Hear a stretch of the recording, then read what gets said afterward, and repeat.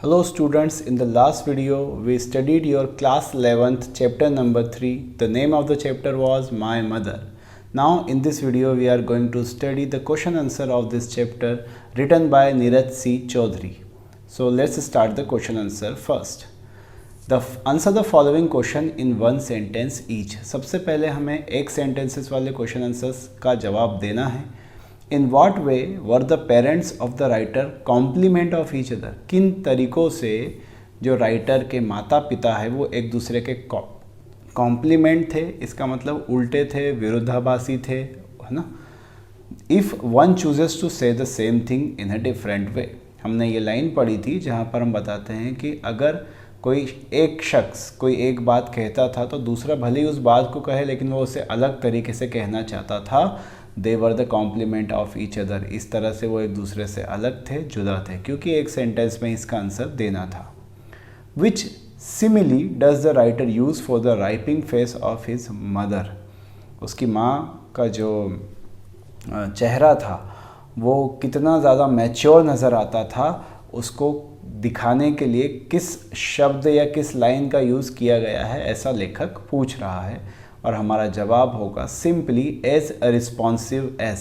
जब वो ये बताना चाहता है कि मेरी माताजी का चेहरा रिस्पॉन्सिव था, इट मीन्स उसकी माताजी जो थी वो काफ़ी ज़्यादा, है ना, इमोशंस से भरा हुआ चेहरा उनका था और काफ़ी ज़्यादा इमोशंस शो करती थी वो. क्वेश्चन नंबर 3 है where were the 2 deep wrinkles formed in his mother's face. उसकी माताजी के चेहरे पे कहाँ पर 2 जो हैं रिंकल्स यानी कि जो झुर्रियाँ हैं वो पड़ती थी. तो हमने चैप्टर में अच्छी तरह से पढ़ा था जहाँ पे हमने बताया था कि बाहों के बीच में there were the 2 deep wrinkles between her eyebrows. उसकी आईब्रोज जो थी वहाँ के बीच में 2 रिंकल्स पड़ा करते थे. क्वेश्चन नंबर 4 है what produce the wrinkles on her forehead. वो कौन से कारण थे, वो कौन सी चीज़ थी जिसके कारण उनके माथे के बीच में, फोरहेड के बीच में क्या पड़ा करते थे, रिंकल्स पड़ा करते थे, झुर्रियाँ क्यों आ गई थी. The frequent fits of introspective brooding. लगातार सोचने के कारण, चिंता में रहने के कारण, into which she fell produce the wrinkles on her forehead. लगातार चिंता में रहने के कारण, सोचते रहने के कारण उनके जो माथे के बीच में, फोरहेड पर क्या पड़ने लग गए थे, रिंकल्स पड़ने लग गए थे. Question number 5 how does the author describe his mother's eyes and nose. कैसे लेखक अपनी माताजी की आँखों को और नाक का वर्णन करता है.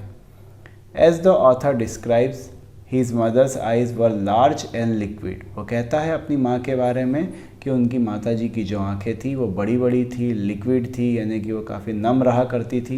And her nose was very regular and prominent. उनकी माताजी की नाक बिल्कुल रेगुलर, महिलाओं जिनकी रहती है, प्रोमिनेंट, जो प्रसिद्धतः सभी जगह पाई जाती है, वैसी ही नाक थी, कुछ भी उसमें डिफरेंट नहीं था.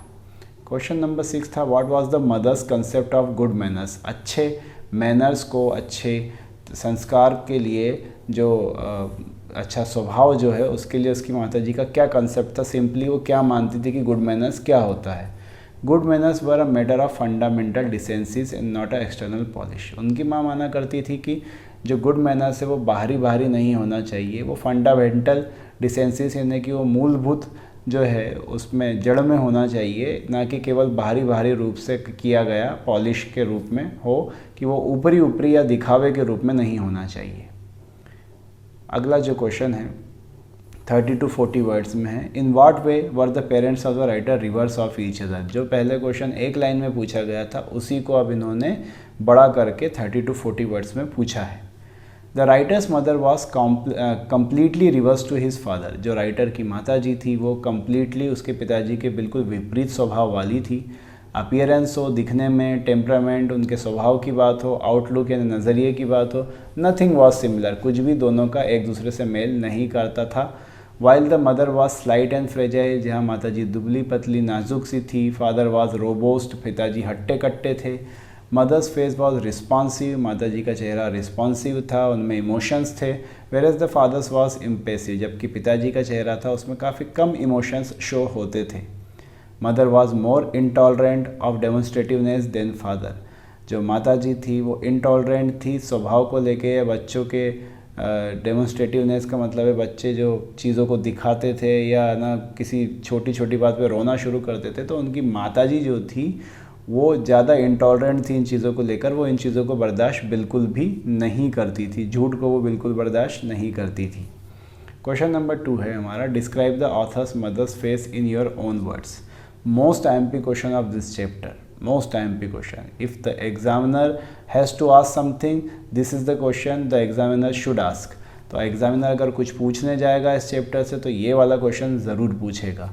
Describe the author's mother's face in your words. अपने शब्दों में बताइए कि ऑथर का चेहरा, माता जी का चेहरा कैसा दिखाई देता था। As the writer says his mother's appearance was not at all good and impressive. पहले तो लेखक ये बताता है कि उसकी माता जी का जो अपीयरेंस था या वो जैसी दिखाई देती थी वो बिल्कुल भी, उसे बहुत अच्छा तो नहीं कहा जा सकता और बहुत सुंदर भी नहीं मानी जा सकती है। She had 2 deep vertical wrinkles between her eyebrows. उनकी आईब्रोज के बीच में फोरहेड पर, माथे पर 2 रिंकल्स पड़ते थे गहरे, है ना। Her forehead was very well shaped without being high. उनका जो माथा था वो बहुत ज़्यादा ऊंचा नहीं था, है ना, और उनको जो है वो वेल शेप्ड था माथा।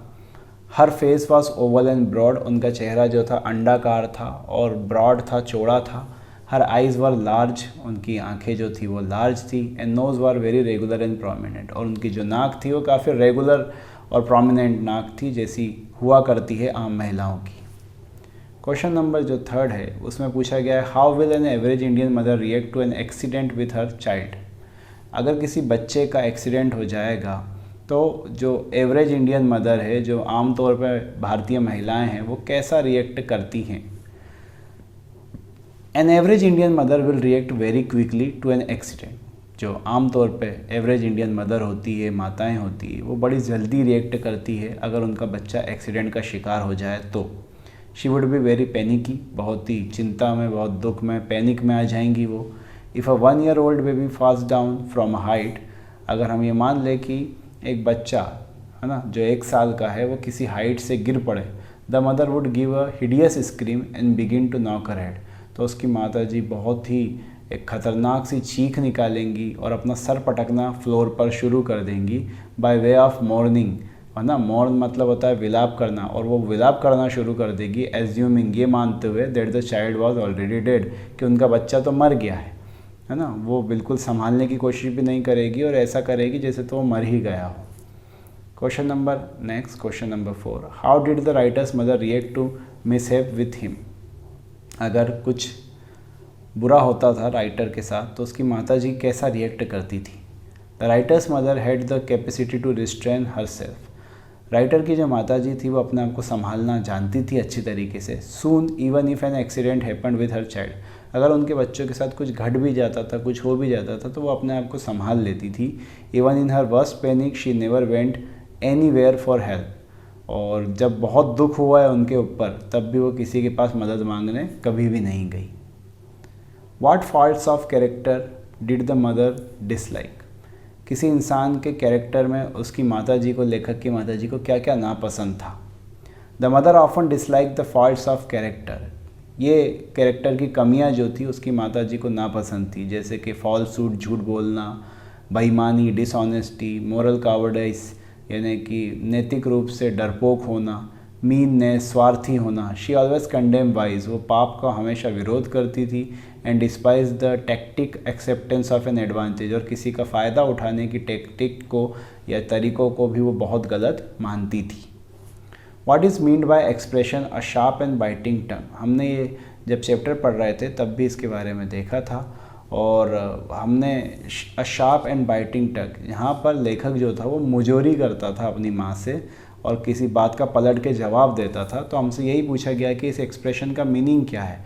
How did Arthur's mother react to his sharp and biting tongue. जब लेखक मुजोरी करता था या उल्टा कुछ बोलता था, अपनी माँ को पलट के जवाब देता था, तो माता जी क्या करती थी। A sharp and biting tongue means talking in ill mannered, बुरे तरीके से बात करना। शार्प एंड बाइटिंग टंग का मतलब होता है। It was against the code of social behaviour and charity also. उसकी माताजी के हिसाब से ये सामाजिक तरीका बिल्कुल नहीं था, है ना, और इसे बहुत अच्छा बिल्कुल भी नहीं माना जा सकता था उसकी माँ की तरफ से। The mother never allowed her children to be ill mannered. उसकी माताजी कभी भी अपने बच्चों को इल मैनर्ड, बुरे स्वभाव वाला पसंद नहीं करती थी। बड़े लार्ज क्वेश्चंस आते हैं 150 वर्ड्स वाले।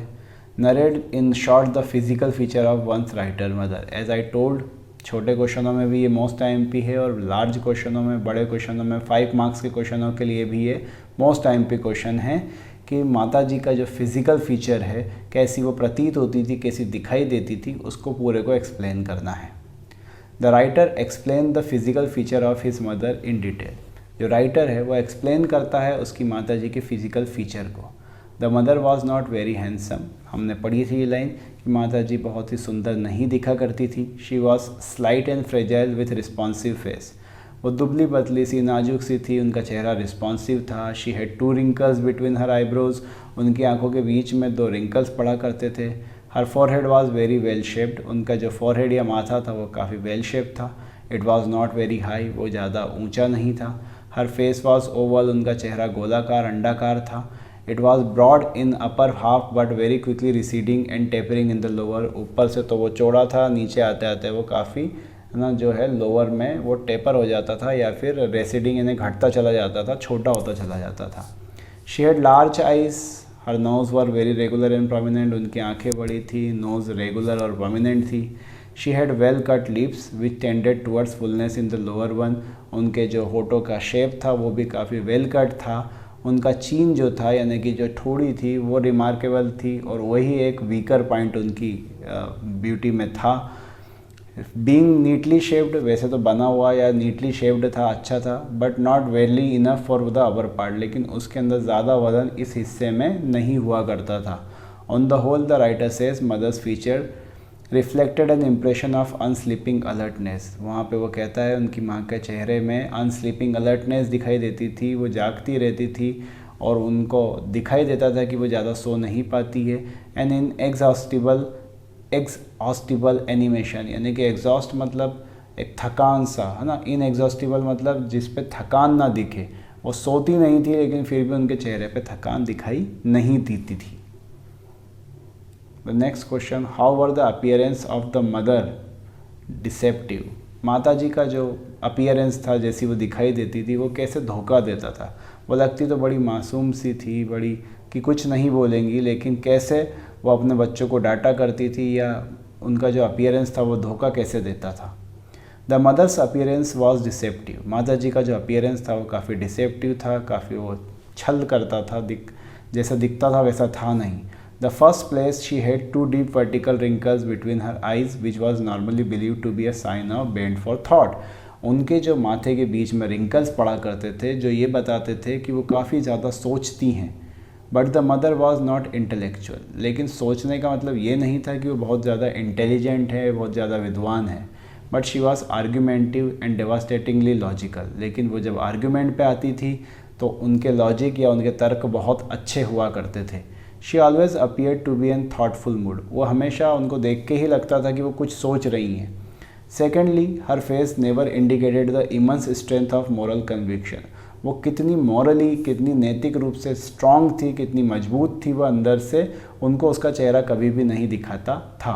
No one could ever guess from her face that she was almost fanatic over the question of right and wrong. और कोई उनके चेहरे को देखकर यह अंदाज़ा नहीं लगा सकता था कि जब सही गलत के फैसले की बात आएगी या सही गलत को चुनने की बात आएगी तो वो बिल्कुल अड़ियल स्वभाव की हो सकती हैं सही बात को लेकर। She was always intolerant of demonstrativeness but she was never too much emotional. कोई दिखावा करता था, कोई प्रदर्शन करता था अपनी चीज़ों को जो कि नहीं उसको करना चाहिए, तो उन चीज़ों को लेकर वो काफ़ी इंटॉलरेंट थी। बच्चे कभी रोना धोना करते थे या अपने दर्द को ज़्यादा ही वो दिखाने की कोशिश करते थे तो उनकी माँ उन्हें डांट दिया करती थी। वो ज़्यादा इमोशनल नहीं थी। Still she had motherly instinct, लेकिन वो काफ़ी मातृत्व उनमें भरा हुआ था। And control the situation at her home. और वो किसी भी मुसीबत का समय आए कि वो अपनी सिचुएशंस को कंट्रोल कर लिया करती थी। Prove by giving an example how the mother hated tactics acceptance of advantage. Chapter में जहाँ जहाँ ये बताया गया है कि किसी और की चीज़ों का फ़ायदा उठाने की जो आदत है उससे माता जी को कैसे नफ़रत हुआ करती थी उसके बारे में बताइए। The mother's character has been dealed with all minute details. एक एक क्षण का जो वर्णन है वो लेखक करता है माता जी के कैरेक्टर के बारे में। Mother was very strict in dealing with her children. माता जी अपने बच्चों से डील करने में, अपने बच्चों से बात करने में काफ़ी ज़्यादा सख्त स्वभाव की थी। She never liked falsehood, dishonesty. उन्हें झूठ, बेईमानी, मॉरल कॉवर्डिस, है ना, जो डरपोकपन है, जो स्वार्थपन है, वो कभी भी पसंद नहीं था। She always condemn vice and almost equally despite the tactic acceptance of an advantage. हमने ये लाइन पहले भी पढ़ी है कि उन्हें पाप से नफरत थी और जो लोग दूसरों का फ़ायदा उठाते हैं उस बात से भी उन्हें नफरत थी।